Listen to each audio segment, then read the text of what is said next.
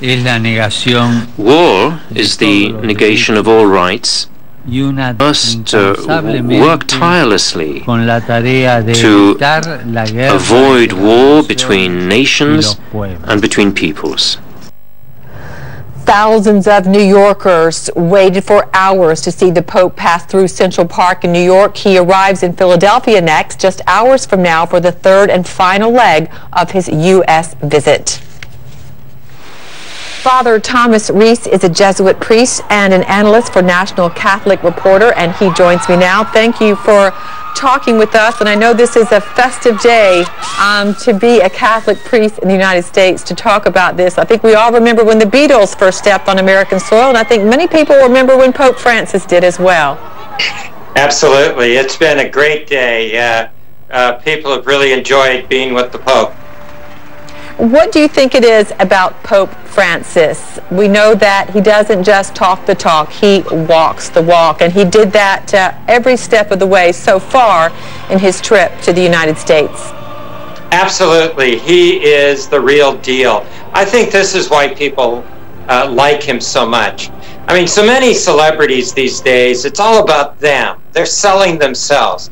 This is a man who he's selling the gospel. He's selling love. He's selling Jesus Christ.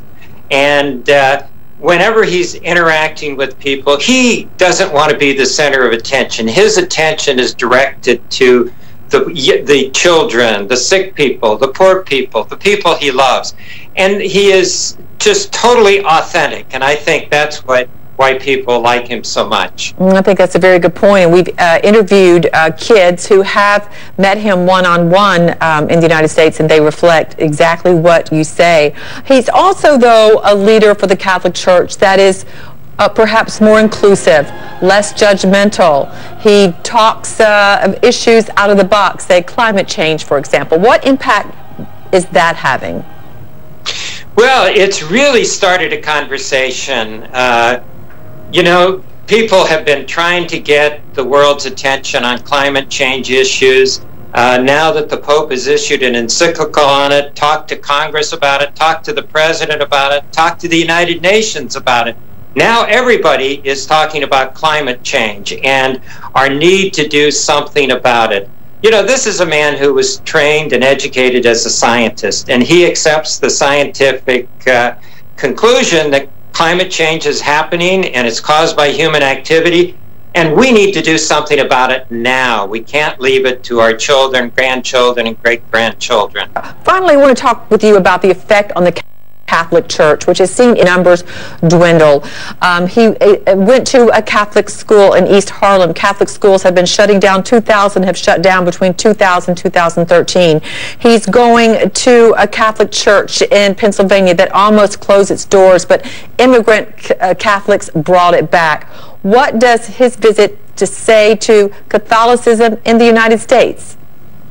Well, I think that what's happened to the Catholic schools is tragic, but it's really all about money, I'm afraid.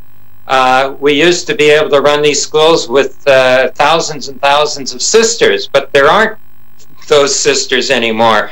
And we need government funding if we're going to keep these schools going. But, you know, the real question about the impact of Pope Francis is going to be on people who have left the church and now are thinking, well, I really like Pope Francis, maybe I ought to give the church another chance. The problem is, although the Pope is really important in the Catholic Church, he's not the whole thing. Catholics live their faith at the local level in parishes, and when they come back, they're going to want to meet somebody like Pope Francis. And if they don't, if the clergyman that they run into is cranky and judgmental and it's the same old, they're going to turn around and go out the door again and never come back. So we have to adopt the pastoral style of Pope Francis, more welcoming, compassionate, less judgmental. Then people might come back and stay. We will see, and we'll leave it there. Thanks so much, Father Thomas Reese, joining us. We appreciate it. Good to be with you.